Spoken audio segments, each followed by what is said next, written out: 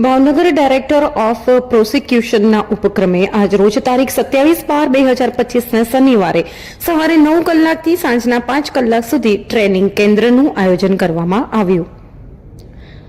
આ કાર્યક્રમના પ્રારંભે સરકારી વકીલ ધ્રુવભાઈ મહેતાએ ઉપસ્થિત તમામ મહાનુભાવોને, અધિકારીઓ અને ઉપસ્થિત તમામને આવકારી સ્વાગત પ્રવચન કર્યું હતું.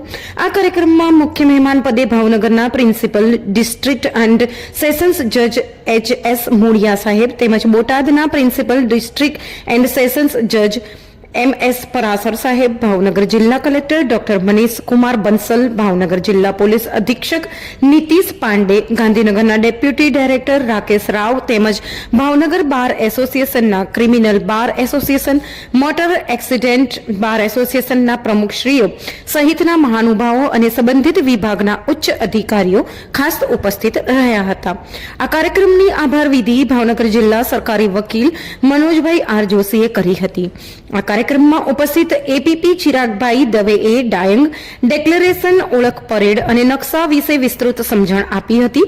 તેમજ ગુજરાત હાઈકોર્ટના સિનિયર એડવોકેટ રુચિત જે વ્યાસ FIR અને પોલીસ તપાસ વિશે માહિતી આપી હતી.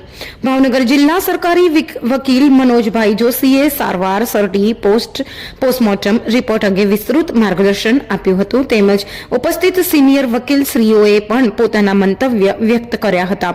આ ટ્રેનિંગ કેમ્પમાં ભાવનગર, બોટાદ, અમરેલી સહિતના 3 જિલ્લાના તમામ પોલીસ અધિકારીઓ, મામલતદારશ્રીઓ, મેડિકલ ઓફિસર તથા તમામ સરકારી વકીલશ્રીઓએ માર્ગદર્શન અને કાયદાકીય બાબતોની સમજણ આપી હતી. આ કાર્યક્રમનું સમગ્ર સંચાલન એલાઉન્સર તરીકે ભાવનગરના સિનિયર એડવોકેટ નાઝીરભાઈ સાવંતે સેવા આપી હતી.